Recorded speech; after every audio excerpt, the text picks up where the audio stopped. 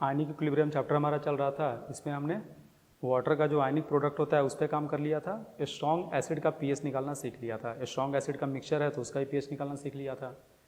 साथ साथ हमने ये देखा था कि अगर H+ है OH- आयन का कंसंट्रेशन किसी एसिड चाहे बेस के द्वारा अगर 10⁻⁻⁶ मोलर से कम आता है तो वैसे केस में हमें पानी के द्वारा कंट्रीब्यूटेड H+ और OH- को कंसिडर करना पड़ता है, और अगर उससे ज़्यादा आता है तो पानी के द्वारा कंट्रीब्यूटेड H+ और OH- को कंसिडर करने की कोई ज़रूरत नहीं है। ठीक है बच्चों, आज हम देखने जा रहे हैं, आज से बिल्कुल इंपॉर्टेंट पार्ट स्टार्ट हो रहा है आयनिक इक्विलिब्रियम का। आज हम देखने जा रहे हैं कि अगर कोई वीक एसिड दिया रहा और उस वीक एसिड का तुमको कंसंट्रेशन दिया हुआ है और इक्विलिब्रियम कांस्टेंट Ka दिया हुआ है तो उसके सोल्यूशन का पीएच कैसे निकलेगा, और भी बाकी सारा डिस्कशन इससे रिलेटेड। ठीक है, तो शुरू करते हैं। अपनी मर्जी से हमने Ha नाम का वीक एसिड ले लिया, उसका कंसंट्रेशन C मोलर है और इक्विलिब्रियम कांस्टेंट Ka के बराबर है। ठीक है, अब देखिए Ha को जैसे ही आप पानी में डालोगे, क्योंकि ये वीक एसिड है तो पार्शियली ब्रेक करेगा, तो ब्रेक करा दो। ब्रेक करके बनाया ये H+ एक्वस और A- एक्वस, और इसका इक्विलिब्रियम कांस्टेंट है K। इक्विलिब्रियम पे क्या होगा, C जो है, C में से हमने C अल्फा तोड़ा। याद करो, अल्फा डिग्री ऑफ डिसोसिएशन होता था, और डिग्री ऑफ डिसोसिएशन को हम डिफाइन कैसे करते थे, 1 मोल में से जितना टूटे। तो अगर अल्फा डिग्री ऑफ डिसोसिएशन है ना, अल्फा जो है, alpha is degree of dissociation of Ha, तो इसका मतलब ये हुआ कि Ha के 1 मोल में से अल्फा टूटेगा। अगर 1 मोल में से अल्फा टूटेगा तो 2 मोल में से 2 अल्फा टूटेगा, 3 मोल में से 3 अल्फा टूटेगा, 4 मोल में से 4 अल्फा, और C में से C अल्फा टूटेगा। तो C में से C अल्फा जैसे ही टूटा, ये आ गया C अल्फा, ये भी आ गया C अल्फा। यहाँ से अगर आप K निकालो तो K बराबर आएगा concentration of H+ into concentration of A- divided by concentration of Ha। ये सब इक्विलिब्रियम का है। तो इक्वेशन हो जाएगा K बराबर, वैल्यू पुट करो, C alpha into C alpha divided by C - C alpha. C common होके एक C कट जाएगा, तो यहाँ से रिजल्ट आएगा K बराबर C alpha square upon 1 - alpha. ठीक है, तो ये हमारा K का एक्सप्रेशन आ गया, K बराबर C alpha square by 1 - alpha. अब अगर आपको कंसंट्रेशन दिया हुआ है, K दिया हुआ है, तो यहाँ से सॉल्व करके अल्फा निकल जाएगा, लेकिन क्वाड्रेटिक सॉल्व करना पड़ेगा। ठीक है, लेकिन क्योंकि ये वीक एसिड है, क्योंकि Ha हमारा वीक एसिड है, तो वीक एसिड का डिसोसिएशन जो है वो ज़्यादा नहीं होता है, बहुत ही कम होता है डिसोसिएशन। अगर इसका डिसोसिएशन बहुत ही कम होगा तो C के कंपैरिजन में C अल्फा बहुत छोटा होगा। चाहे यूँ बोल सकते हैं, यहाँ से C अगर कॉमन ले लो तो आ जाएगा ब्रैकेट में 1 - अल्फा। और अगर ये वीक एसिड है और इसका डिसोसिएशन बहुत ही कम होगा तो 1 के कंपैरिजन में अल्फ़ा जो है वो ही बहुत ही छोटा होगा। तो हम चाहें तो अल्फ़ा को यहाँ पे नेग्लेक्ट कर सकते हैं, लेकिन अल्फ़ा को नेग्लेक्ट अगर हम करेंगे भी तो थोड़ा सा सतर्क हो गया प्रिकॉशन के साथ, कि अल्फ़ा कहीं इतना ज़्यादा ना हो जाए कि नेग्लेक्ट होना बंद हो जाए। ठीक है, तो अभी हम मान के चलते हैं कि अगर ये नेग्लिजिबल है, कब नेग्लिजिबल होगा कब नहीं होगा इस पर हम कमांड करेंगे, लेकिन बाद में। फिलहाल यहाँ से हम लेके चल रहे हैं case 1, if alpha is very small then 1। अगर अल्फ़ा 1 से बहुत छोटा है तो कितना छोटा को बहुत छोटा लेते हैं, तो हम ये मान कर चलते हैं कि अगर 0.05 से छोटा होगा अल्फ़ा तो बहुत ही छोटा होगा। अल्फ़ा 0.05 से छोटा अगर होगा तो हम 1 के कंपैरिजन में अल्फ़ा को नेग्लेक्ट कर सकते हैं। इस केस में 1 + alpha is approximately equal to 1 हो जाएगा। तो एक बात बताओ बच्चों, तुम 1 के कंपैरिजन में 0.05 से छोटा वैल्यू को नेग्लेक्ट कर रहे हो, यानी कि तुम 20 गुना का डिफरेंस ले रहे हो। 0.05 में अगर 20 से मल्टीप्लाई करोगे तो 1 आ जाएगा, यानी 1 के कंपैरिजन में अल्फ़ा अगर 20 टाइम्स से छोटा है तो तुम 1 के कंपैरिजन में अल्फ़ा को नेग्लेक्ट कर दोगे। मैथमेटिकली कोई फ़र्क नहीं पड़ने वाला है। तुम अगर 1 + अल्फ़ा लेकर भी सॉल्व करो, चाहे अल्फ़ा को नेग्लेक्ट करके भी सॉल्व करो, तो भी तुम्हारा आंसर सेम आएगा। नेग्लेक्ट करने का ये मीनिंग होता है, मैथमेटिकली नेग्लेक्ट करने का ये मीनिंग होता है कि तुम उस क्वांटिटी को इक्वेशन में रखो चाहे नहीं रखो, तुम्हारा आंसर सेम आएगा। ठीक है, तो देखो तो इक्वेशन क्या हो गया अब, K is equal to, K बराबर था C alpha square by 1 - alpha. तो नीचे में 1 की तुलना में अल्फा नेग्लेक्ट हो गया तो केवल 1 बचा, तो K बराबर आ गया C अल्फा स्क्वायर। तो कहने का मतलब ऐसा नहीं है कि इक्वेशन से अल्फा हट जाएगा, ये अल्फा नेग्लेक्ट नहीं होगा क्योंकि ये किसी के साथ मौजूद नहीं है। यहाँ पे अल्फा नेग्लेक्ट हुआ क्योंकि 1 के साथ में है, 1 के माइनस में चाहे प्लस में, A + x चाहे A - x में अगर x बहुत ही छोटा है तो ये बराबर A हो जाएगा, लेकिन A गुना x अगर है और x बहुत ही छोटा है तो तुम यहाँ पे x को नेग्लेक्ट नहीं कर पाओगे। मल्टीप्लीकेशन में नेग्लेक्ट नहीं होता है, नेग्लेक्ट होता है प्लस में चाहे माइनस में। अगर तुम a में x को ऐड भी कर दो चाहे नहीं भी करो तो भी दोनों वैल्यू लगभग सेम ही है।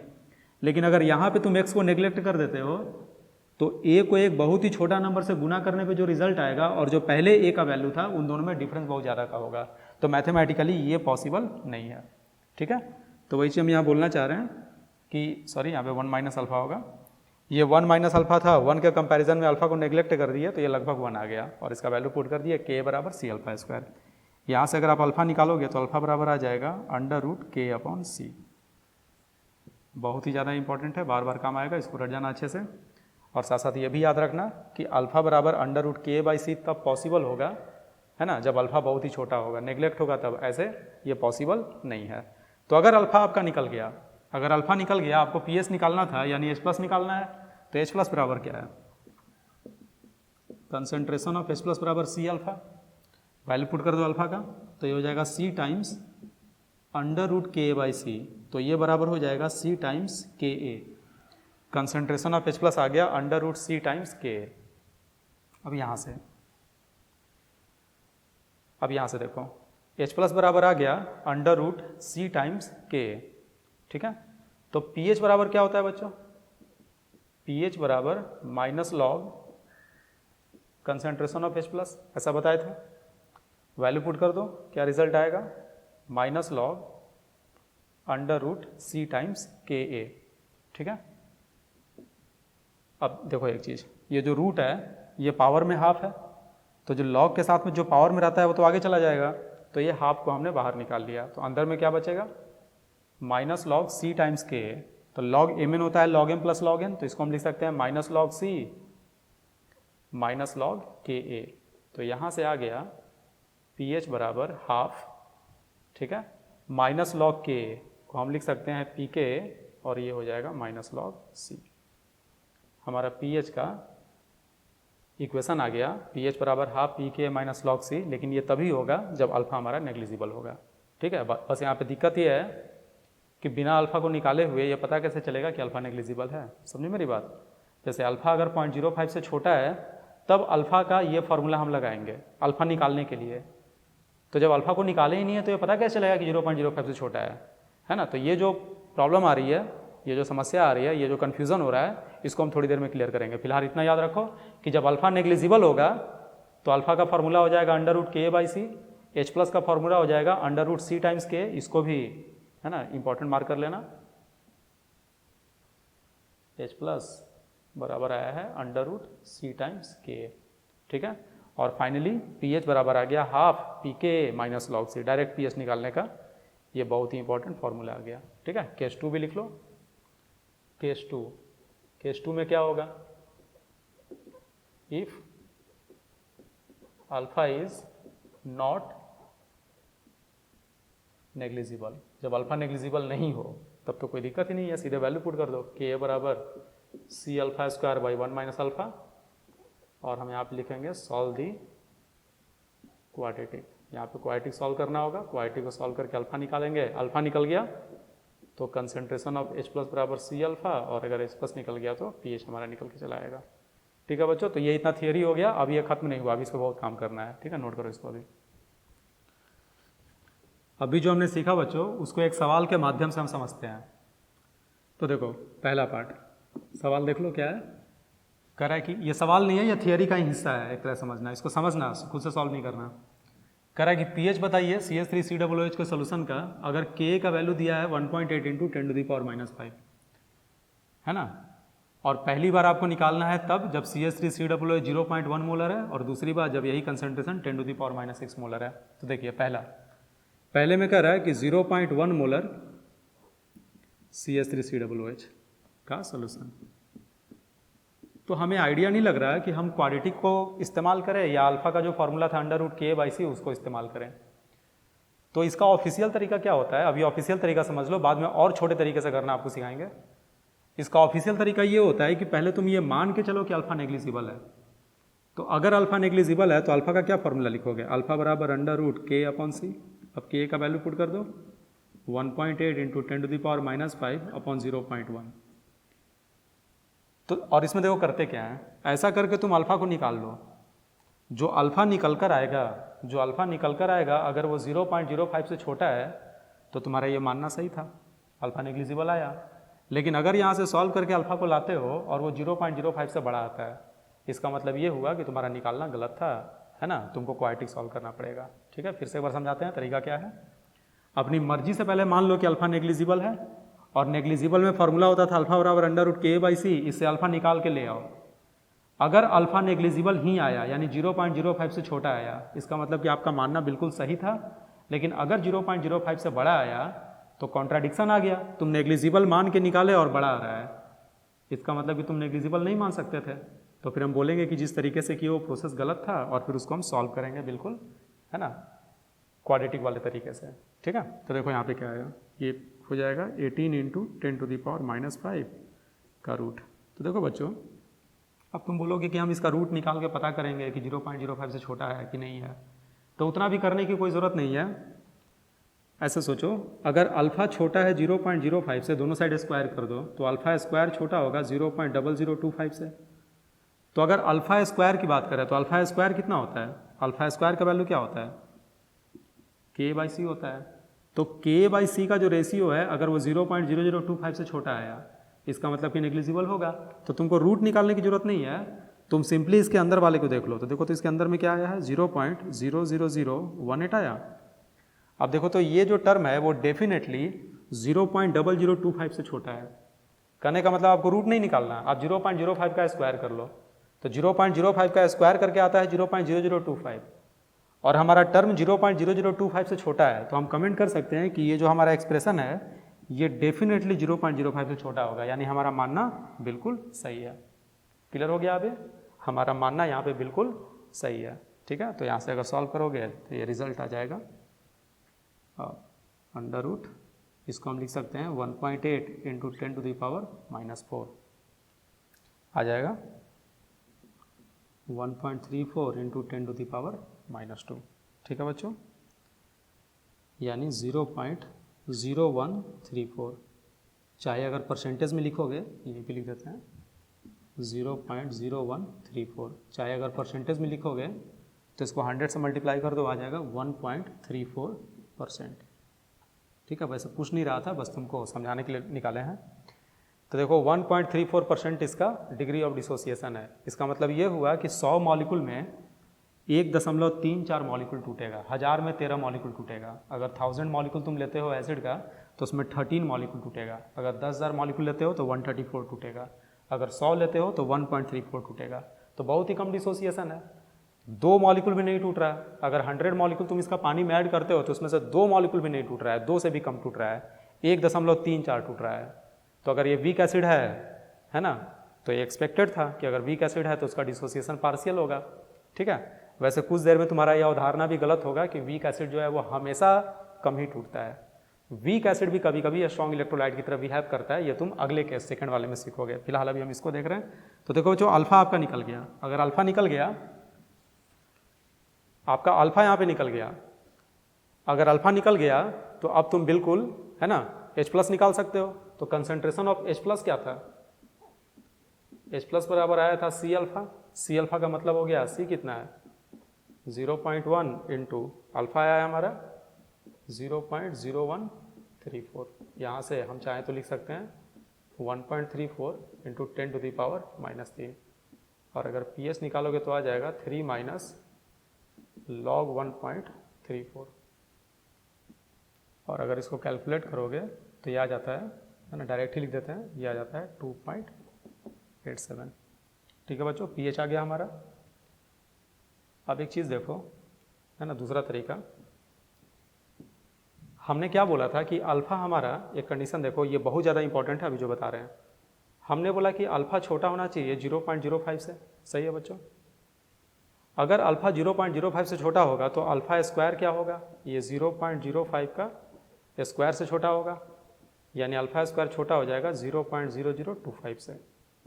तो हम ये लिख सकते हैं कि अल्फ़ा स्क्वायर छोटा होगा 0.0025, यानी 25 में इतने से डिवाइड हो जाएगा।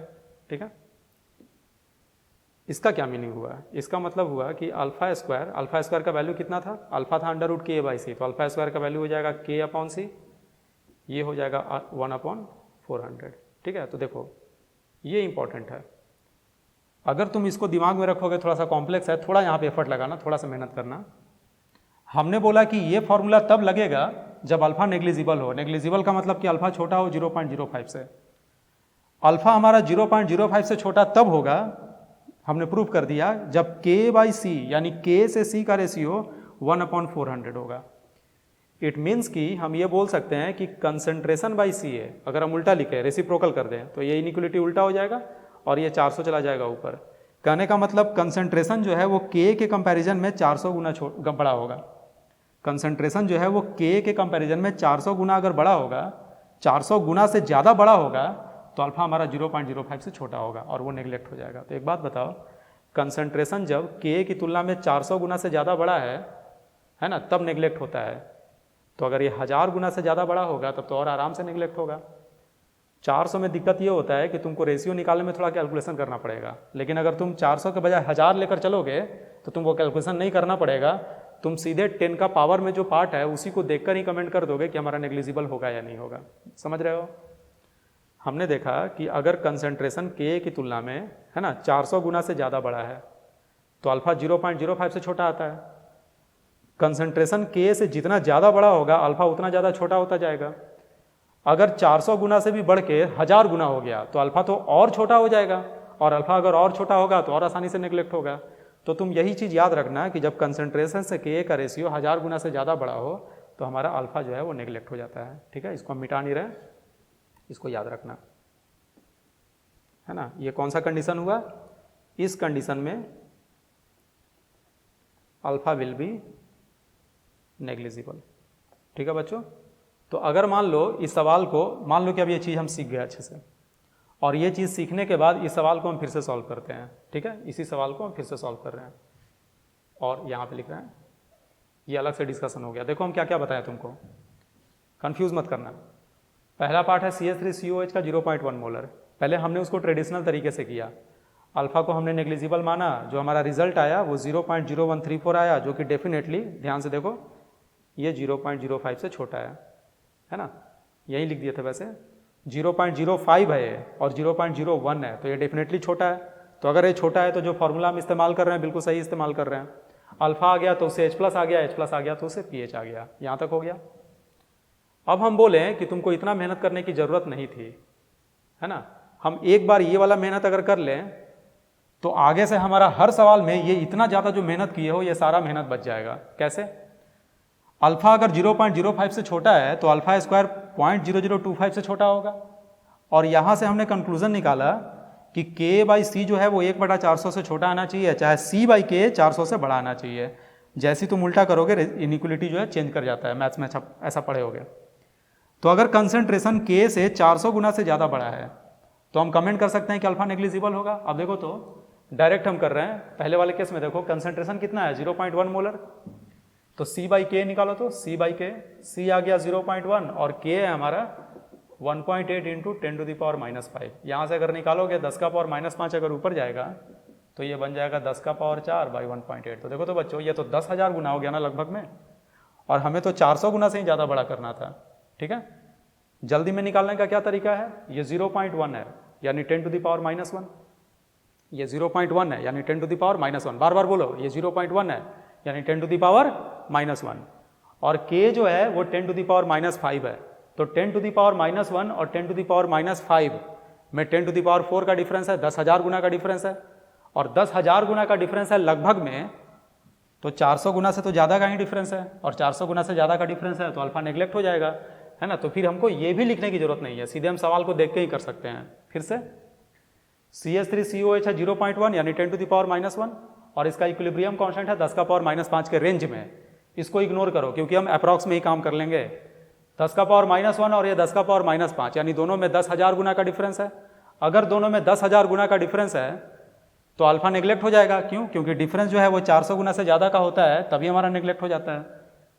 तो अल्फा अगर तुम नेग्लिजिबल लेके चलते हो, है ना, बिकॉज k इज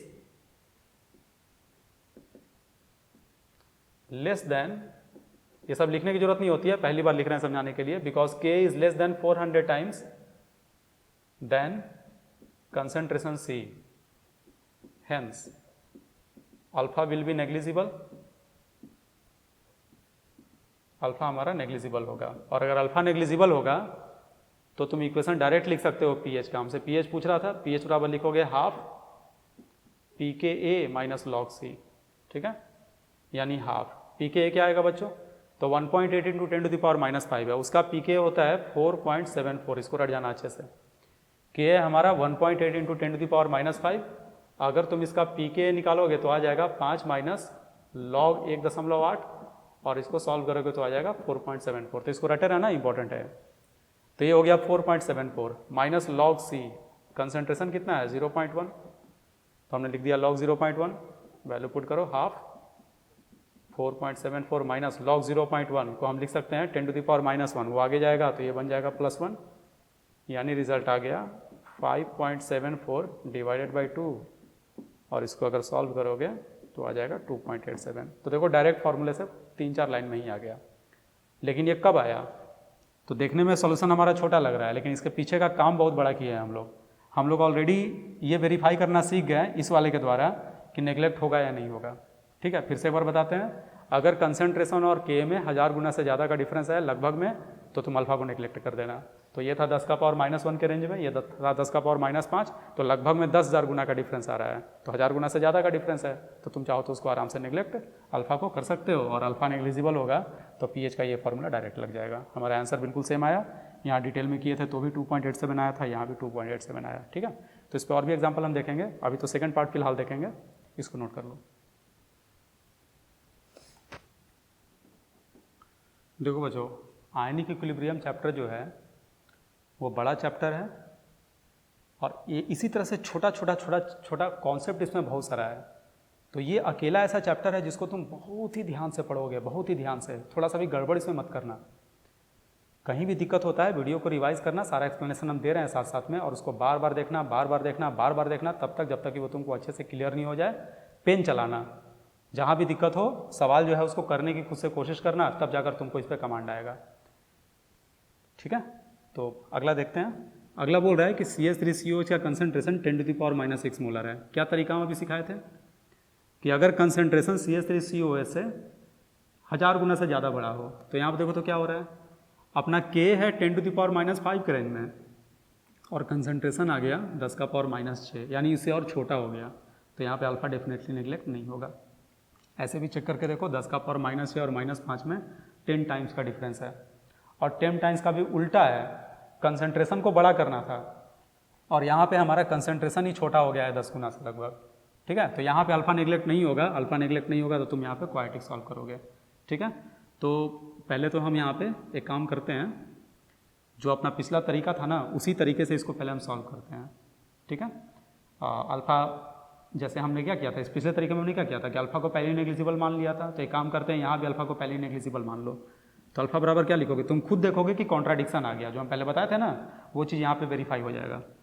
तो अल्फा बराबर आएगा √K/C, K का वैल्यू पुट कर दो, √1.8 into 10 to the power -5 divided by 10 to the power -6। ध्यान से देखो बच्चों, ये √18 आ गया, √18 तो 1 से ही बड़ा होता है, और यहाँ 0.05 से छोटा आना था। ये फार्मूला तभी लगता है जब अल्फा का वैल्यू 0.05 से छोटा हो, है ना। अल्फा इज़, हम क्लियरली देख रहे हैं कि अल्फा इज़ मोर देन 1 है, हम क्लियरली देख रहे हैं कि अल्फा जो है वो मोर देन 1 है, यानी 0.05 से डेफिनेटली बड़ा है। अगर ये 0.05 से बड़ा है तो इट मीन्स कि ये तरीका हमारा सीधे सीधे गलत हो गया। ठीक है, और यहाँ से कंक्लूजन निकला, hence alpha is not negligible, alpha जो है हमारा वो नेग्लिजिबल नहीं है। ठीक है, तो अगर अल्फा नेग्लिजिबल नहीं है तो हम क्या करते हैं, फिर हम क्वाड्रेटिक सॉल्व करते हैं। नाउ अगर अल्फा नेग्लिजिबल नहीं है तो क्या करते थे, K बराबर फॉर्मूला था हमारा C∝² / 1 - अल्फा। देखो बच्चों, अगर ये फॉर्मूला लिखने में कन्फ्यूजन होता है बिल्कुल भी मत हिचकिचाना, रिएक्शन लिख देना। रिएक्शन क्या था, CH3COOH अगर टूटेगा तो दे देगा CH3COO- और H+ दे देगा। इक्विलिब्रियम पे C में से C∝ टूटा था, ये C∝ आया था, और यहाँ से हम K बराबर लिखेंगे C∝² / 1 - अल्फा। तो ये फार्मूला आपको वैसे तो याद रहना चाहिए, अगर याद नहीं है तो इस तरह से ब्रेक करके भी तुम तुरंत में लिख सकते हो, ठीक है। अब इसमें एक एक करके वैल्यू पुट किया जाए, तो वैल्यू क्या है, के का वैल्यू है 1.8 इंटू 10⁻⁻5 बराबर कंसनट्रेशन सी, कंसनट्रेशन है 10⁻⁻6 into alpha square divided by 1 minus alpha. तो देखो तो यहाँ से क्वाड्रेटिक बन गया। तो तुम लोग एक काम करो, इस क्वाड्रेटिक को सॉल्व करो और अल्फा निकालो। तुम लोग एक इंटरेस्टिंग चीज़ यहाँ पे ऑब्जर्व करोगे, ठीक है। तो तुम लोग इसको निकालो पहले, उसके बाद हम निकालते हैं, हम करते हैं आगे सॉल्व इसको। तुम लोग पॉज करके करना। तो यहाँ से रिजल्ट आ रहा है 10⁻⁻6 alpha square plus 1.8 into, direct हम क्वाड्रेटिक लिख रहे हैं, अल्फा माइनस 1.8 इंटू 10⁻⁻5 बराबर 0। यहाँ से अगर अल्फा निकालोगे तो minus 1.8 into 10⁻⁻5 plus B square, 1.8 का स्क्वायर आ जाएगा 3.24 इंटू 10⁻⁻10, माइनस 4 ऐसे ही तो प्लस 4 इंटू ए हो गया 10⁻⁻6, बी हो गया 1.8, ठीक है। माइनस था, यहाँ एक माइनस पहले से है तो प्लस हो जाएगा 1.8 10⁻, ये सब इसको बताने की कोई ज़रूरत नहीं है, डिवाइडेड बाई, है ना, 2 इंटू 10⁻⁻6। ये सब बताने की कोई ज़रूरत नहीं है, पूरा का पूरा मैथ्स है, तुम लोग को भी ये सॉल्व करना आता ही है। तो ये 1.8 इंटू 10⁻⁻5 हो गया, प्लस अब एक काम करिए, यहाँ से 10⁻10 को कॉमन करो, तो 10⁻10 कॉमन करोगे, रूट से बाहर निकलेगा तो 10⁻5 हो जाएगा और अंदर में आ जाएगा 3.24 और ये 1.8 इंटू 4 7.2 और क्योंकि 10 का पावर -10 कॉमन लिए हो तो ये बन जाएगा 0.72, ऐड करोगे तो आ जाएगा 3.96, सॉरी 24 में 72 ऐड होगा तो 96 आ जाएगा, 2 इंटू 10⁻6। 3.96 लगभग में 4 होता है बच्चों, और 4 का रूट होता है 2, लेकिन हम अप्रॉक्स में नहीं कर रहे हैं, हम कर रहे हैं एग्जैक्ट में। तो एग्जैक्ट में 3.96 का रूट आ जाएगा 1.9899, है ना। माइनस अगर करोगे 1.9899 में से 1.8 को तो हो जाएगा 0.18, है ना, हाँ सही है, 0.1899 इंटू 10⁻5 डिवाइडेड बाई 2 इंटू 10⁻6। 10⁻6 को ऊपर ले जाओगे 10 बन जाएगा, मल्टीप्लाई होगा तो ये हो जाएगा 1.899 डिवाइडेड बाई 2 और ये हो जाएगा 0.949। 0.949 ये क्या इंडिकेट करता है, क्या जानकारी देता है? तो 0.949 का मतलब हुआ 100 से गुना कर दो तो ये हो गया 94.9%, लगभग 95%। यानी इस कंडीशन में हमारा वीक इलेक्ट्रोलाइट 95% टूट गया है, पिछले कंडीशन में 1.34% टूटा था। तो इसका रीज़न क्या है? तो इसका रीज़न ये है कि कंसंट्रेशन जितना ही कम होता है डिसोसिएशन उतना ही ज़्यादा होता है। वैसे ये लग तो नहीं रहा था, लेकिन जब नेग्लिजिबल था उस समय में भी सोच के देखो, कंसंट्रेशन सी जितना घटेगा अल्फा उतना बढ़ता जाएगा। तो क्योंकि यहाँ कंसंट्रेशन बहुत ही कम है 10⁻6, यही रीज़न है कि यहाँ डिसोसिएशन लगभग 95% हो गया, यानी ये स्ट्रॉन्ग इलेक्ट्रोलाइट की तरह बिहेव कर रहा है। लगभग ये ऑलमोस्ट कंप्लीटली टूट जा रहा है, और जब ये ऑलमोस्ट कंप्लीटली टूट जा रहा है तो वीक एसिड अगर स्ट्रॉन्ग एसिड की तरह बिहेव करेगा तब तो हम इसका पीएच सीधे बोल सकते हैं कि 10 का पावर -6 मोलर। अगर कोई स्ट्रॉन्ग एसिड रहता तो उसका पीएच 6 आता, पिछले क्लास में हम देखे थे। तो अगर हम यहाँ आगे पीएच निकालें और वो 6 आ जाए तो जो भी हमारी अवधारणा है ना, वो बिल्कुल पक्का हो जाएगा फिर, है ना, हम उस पर अच्छे से काम कर पाएंगे। तो अल्फा निकल चुका है, यहाँ से कंसंट्रेशन निकालो H+ का, H+ बराबर हो गया C अल्फा, C हो गया 10⁻6, अल्फा का वैल्यू है 0.949, यानी ये हो गया 9.49 इंटू 10⁻7। यहाँ से अगर पीएच निकालोगे तो आ जाएगा 7 minus log 9.49, 7 minus log 9.49, log 9.49 का वैल्यू होता है 0.977, और इसको अगर आप सॉल्व करोगे तो आ जाएगा 6.023, यानी अप्रॉक्स में कितना आ गया, 6 आ गया, ठीक है। तो 10 का पावर -6 मोलर CH3COH था, उसका pH आ गया सीधे 6। ऐसा तो HCl में होता था कि अगर 10 का पावर -6 मोलर HCl है तो उसका pH सीधे 6 आता था, और HCl जो है वो कम्प्लीटली डिसोसिएट करता था, इसलिए ऐसा होता था। यहाँ क्यों हो रहा है? क्योंकि यहाँ भी हमारा डिसोसिएशन जो है वो ऑलमोस्ट कंप्लीट है। कहने का मतलब यहाँ से एक इंपॉर्टेंट पॉइंट आया कि CH3COOH के केस में, सबके केस में नहीं, क्योंकि हमारा जो अल्फा है वो K पे भी डिपेंड करता है। तो K किस रेंज में था? 10 का पावर -5 के रेंज में, और कंसंट्रेशन था 10 का पावर -6। तो अगर 10 का पावर -6 पे 95% डिसोसिएट कर गया, तो अगर कंसंट्रेशन को तुम और कम कर दो 10 का पावर -7, -8, -9, तब तो डिसोसिएशन और बढ़ जाएगा, 98%, 99% ऐसे चला जाएगा। तो उसमें भी हमें स्ट्रॉन्ग एसिड की तरह ट्रीट करेंगे। लेकिन दिक्कत क्या है, जैसे ही 10 का पावर -6 से कम मोलर लोगे, -7 -8, तो तुमको पानी का भी डिसोसिएशन कंसिडर करना पड़ जाएगा। ठीक है, वो अभी हमारा अगला टॉपिक होगा। ये पहले अच्छे से नोट कर लो, इसके बेसिस पे एक इंपॉर्टेंट पॉइंट लिखवाएंगे, पहले इसको नोट कर लो। इंपॉर्टेंट पॉइंट लिख लेना एक, if concentration of CH3COH is less than 10 to the power -6 molar, अगर CH3COH का कंसनट्रेशन 10 का पावर -6 मोलर से कम है, then it behaves like a strong electrolyte, ये एक स्ट्रॉन्ग इलेक्ट्रोलाइट की तरह बिहेव करेगा। कहने का मतलब जब भी सवाल में आपको CH3COH का pH पूछता है और कंसनट्रेशन 10 to the power -6 चाहे उससे कम है, तो उस केस में तुम इसको स्ट्रॉन्ग इलेक्ट्रोलाइट की तरह ट्रीट करना, यानी ये मानकर चलना कि ये CH3COH नहीं HCl दिया हुआ है। फॉर एग्जांपल मान लो तुमसे pH पूछ रहा है कि 10 to the power -6 molar CH3COH, ये तो अभी हम देख ही लिए। अगला बोल रहा है 10 to the power -7 मोलर, और बोल रहा है 10 to the power -8 molar, 10 to the power -9 molar, ऐसा बोल रहा है बच्चों। और तुमसे पूछ रहा है कि pH बताइए। ठीक है, तो तुम क्या करोगे, तो ये तो हमारा हो ही गया, pH जो है इसमें 6 आया, इसमें कितना आएगा, तो देखो 10 का पावर -6 से भी कम है, यानी ये और ज़्यादा टूटेगा। तो स्ट्रॉन्ग इलेक्ट्रोलाइट का मतलब कि HCl की तरह का कोई एसिड होगा। तो HCl में क्या आया था, 10 का पावर -7 मोलर, जब तुम HCl लिए थे तो आंसर आया था 6.79। यही सेम आंसर यहाँ भी हो जाएगा, क्योंकि यहाँ पानी का डिसोसिएशन भी कंसिडर होगा। लेकिन सारा कैलकुलेशन हम दोबारा नहीं करेंगे, क्योंकि हम पिछले क्लास में वो सारा कैलकुलेशन ऑलरेडी कर चुके हैं। ठीक है, अगला देखो 10 to the power -8 मोलर, ये एक्चुअली पिछले ही क्लास में किए हैं इसको। 10 to the power -8 मोलर अगर CH3COH है तो और ज़्यादा टूटेगा। तो 10 to the power -8 molar HCl में क्या आंसर आया था कल, 6.98 आया था, इसमें कितना हो जाएगा 6.99 एंड सो ऑन हो जाएगा। यानी पूरा आपको कैलकुलेट करने की ज़रूरत नहीं है। उसी तरह से अगर मान लो तुमको बेस की बात करें, ठीक है, जैसे NH4OH होता है, तो NH4OH का K भी 1.8 इंटू 10 to the power -5 ही होता है, यानी इसका K भी बेस है क्योंकि, और इसका pK भी होता है 4.74। तो अगर आपसे 10 to the power -6 molar suppose करो, चलो पहला लेते हैं हम 0.1 मोलर NH4OH लेते हैं। ध्यान से समझना, हमने एसिड पढ़ लिया यानी बेस भी हमने पढ़ लिया, बेस में भी सेम डिस्कशन कैरी होगा। अगर मान लो NH4OH बेस की बात कर रहा है, K भी दिया हुआ है 1.8 इंटू 10 to the power -5 और pK भी दिया हुआ है 4.74 और बोल रहा है 0.1 मोलर पे निकालिए। ठीक है, तो 0.1 मोलर का मतलब बच्चों 10 to the power -1 और यहाँ K भी है 10 to the power -5 के रेंज में, यानी 10,000 गुना का डिफरेंस है।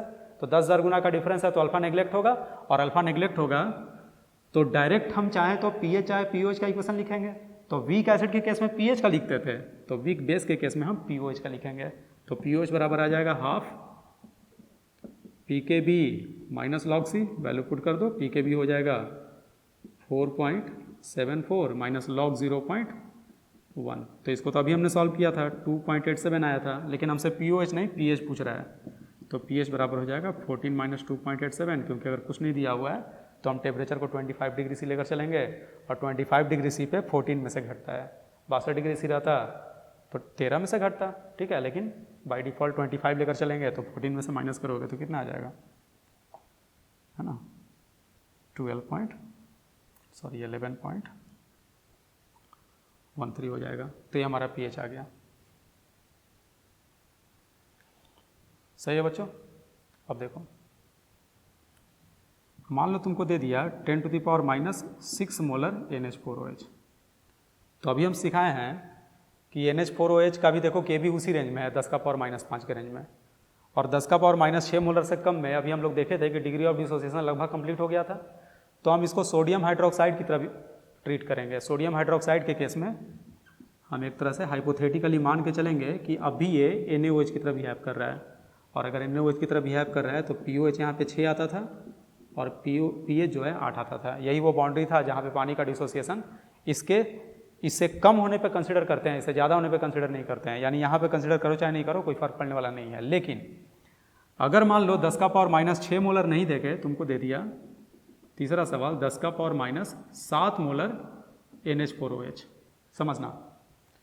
तो 10 का पावर माइनस 6 मोलर में अगर इसका लगभग 95% डिसोसिएशन हो रहा है तो 10 का पावर माइनस 7 मोलर कंसंट्रेशन और घट गया तब तो और ज़्यादा डिसोसिएशन होगा, और अगर और ज़्यादा डिसोसिएशन होगा तो हम बोल सकते हैं कि यहाँ भी ये बिहेव कर रहा है सोडियम हाइड्रोक्साइड की तरह, और अगर सोडियम हाइड्रोक्साइड की तरह बिहेव कर रहा है तो ये सवाल कल ही हम तुमको बता दिए हैं।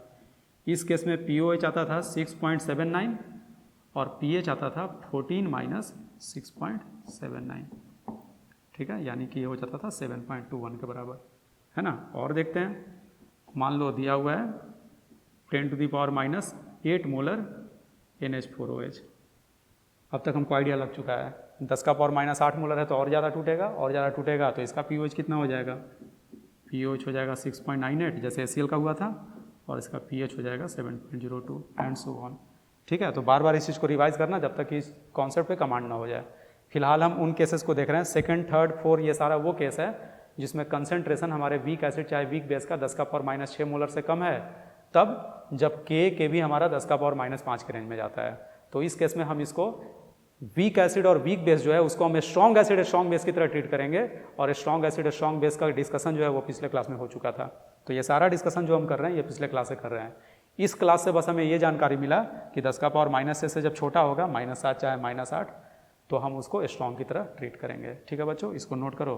फिर बढ़ते हैं आगे। अगला हेडिंग देना बच्चों,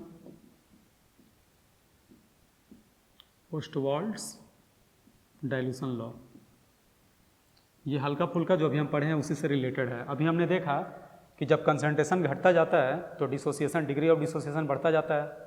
तो ओस्टवाल्ड क्या बोला कि जब तुम कंसंट्रेशन को लगभग 0 कर दोगे, यानी कि डाइल्यूशन तुम जब इनफाइनाइट कर दोगे, इनफाइनाइट डाइल्यूशन का मतलब इतना ज़्यादा डाइल्यूट करो, इतना ज़्यादा डाइल्यूट करो, इतना ज़्यादा डाइल्यूट करो कि हमारा जो वीक इलेक्ट्रोलाइट है वो ऑलमोस्ट पूरा डिसोसिएट कर जाए।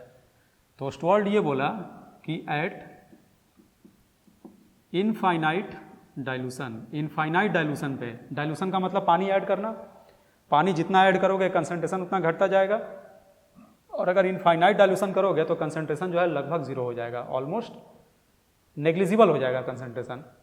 पानी बहुत ज़्यादा मात्रा में होगा, उसमें एसिड चाहे बेस जो है वो नेग्लिजिबल अमाउंट में होगा। तो ये बोला कि eight infinite dilution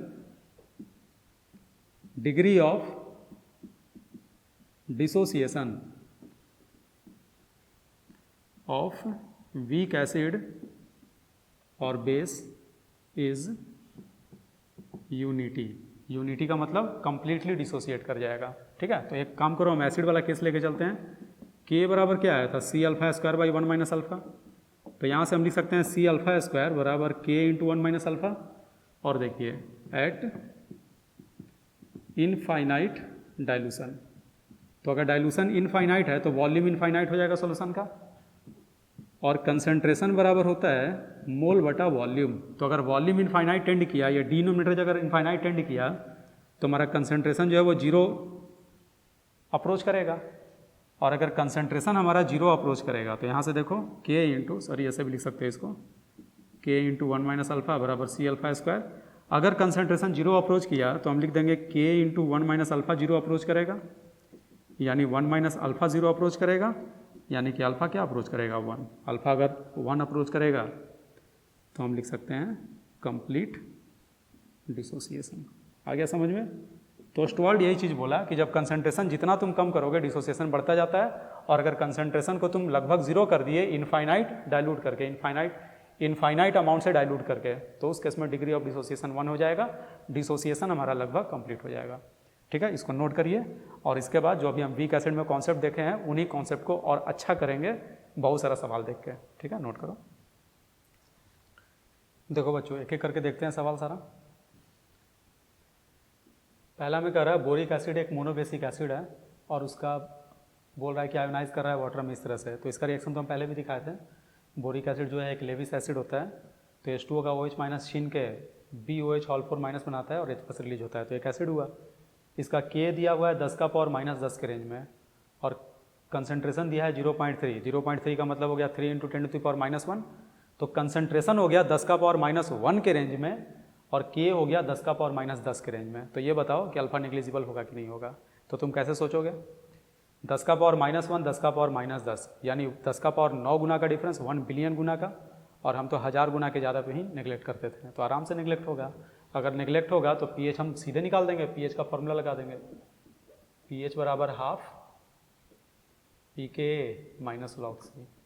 half pKa क्या हो जाएगा यहाँ से 10 माइनस लॉग 5.9 माइनस लॉग सी का मतलब हो गया लॉग 0.3। एक बात बताओ, देखो मैं अप्रॉक्स में हम निकाल देंगे, तुमको एग्जैक्ट निकालना है तो लॉग 5.9 का एग्जैक्ट निकाल के करना है। तो 5.9 लगभग 6 है, और लॉग 6 से क्या होगा लॉग 2 गुना 3, यानी लॉग 2 प्लस लॉग 3, लॉग 2 हो गया 0.301 और लॉग 3 हो गया 0.477, दोनों को ऐड कर दो तो आ जाएगा 0.778 माइनस लॉग 0.3 यानी 3/10, 3/10 और आगे माइनस साइन है तो इसको अगर तुम प्लस कर दो तो लॉग 10/3, लॉग 10/3 का मतलब 1 माइनस लॉग 3 लिख देते हैं, 1 माइनस लॉग 3, लॉग 3 होता है 0.477। यहाँ से तुम आंसर निकालोगे लगभग 4.87 के बराबर आ जाएगा। ठीक है, तो ये हो गया, कर लेना इसको। देखो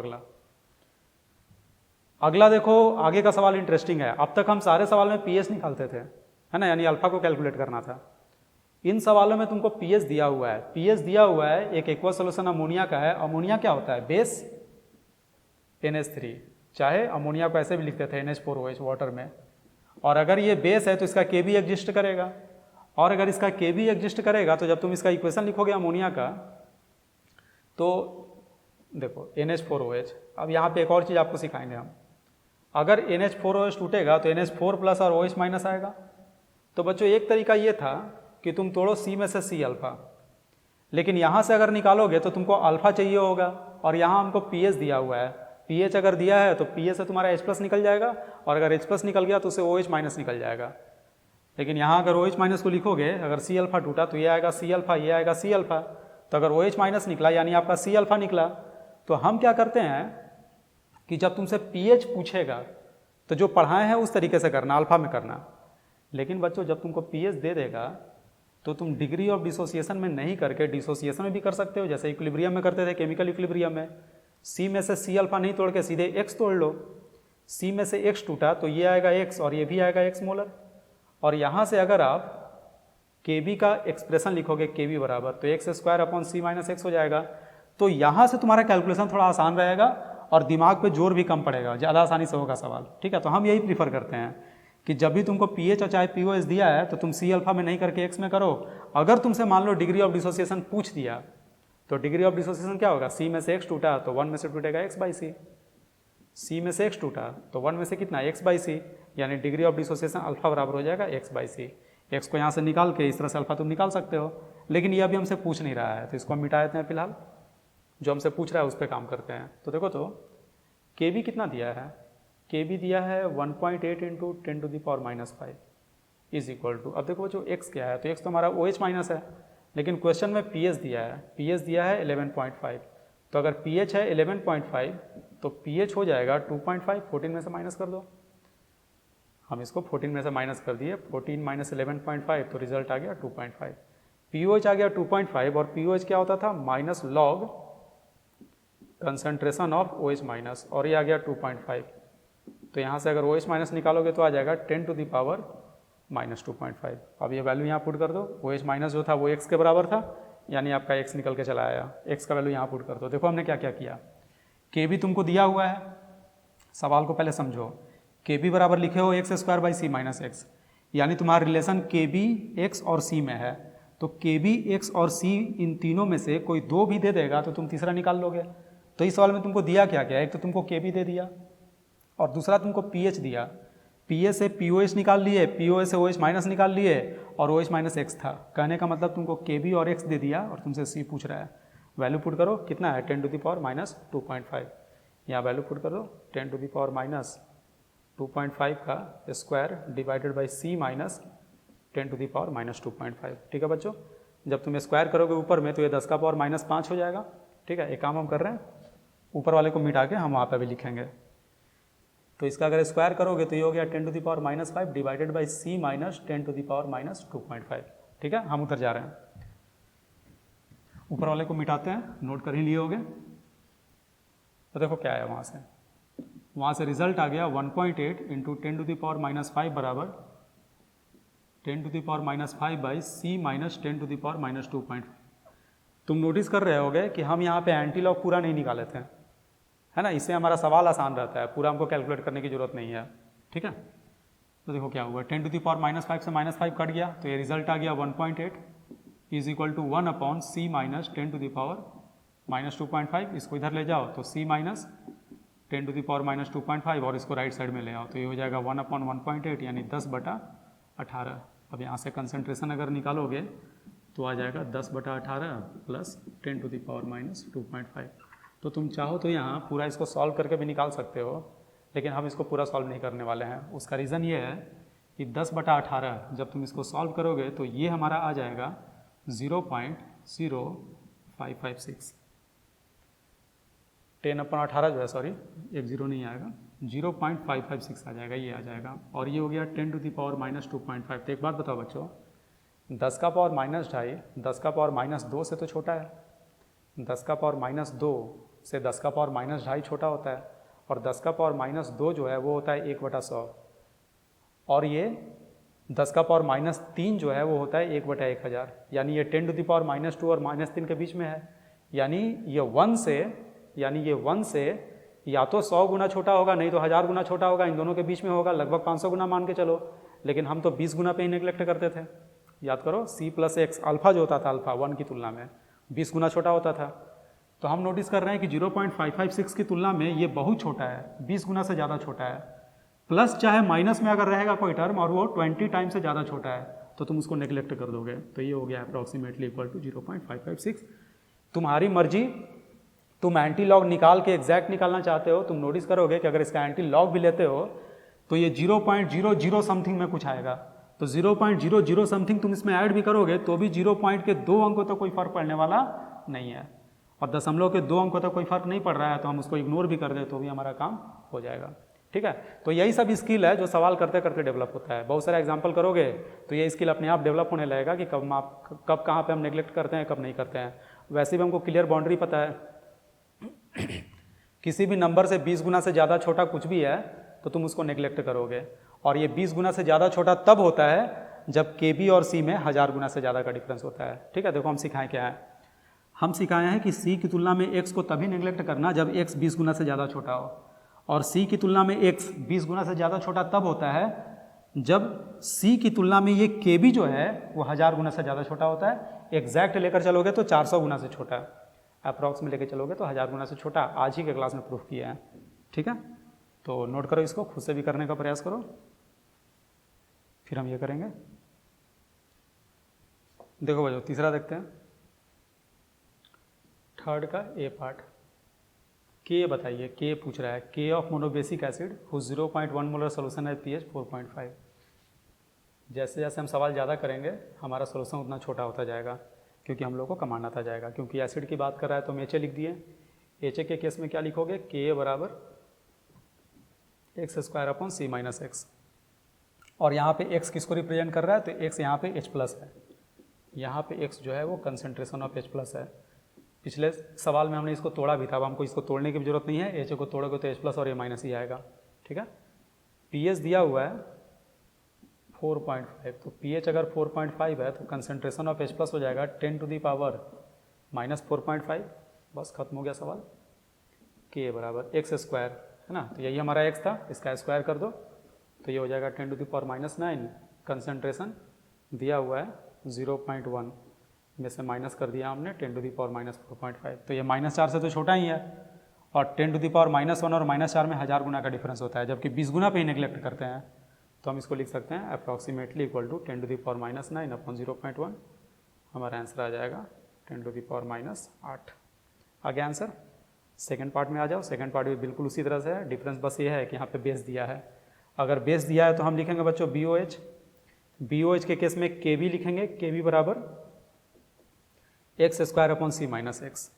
लेकिन यहाँ पे जो अब x है, यहाँ पे जो x है वो OH माइनस का कंसंट्रेशन है, और आपको दिया हुआ है pH दिया है 10.5। अगर pH है 10.5 तो POH हो जाएगा 3.5, और POH 3.5 तो OH माइनस हो जाएगा 10⁻⁻3.5 जो कि x का वैल्यू है।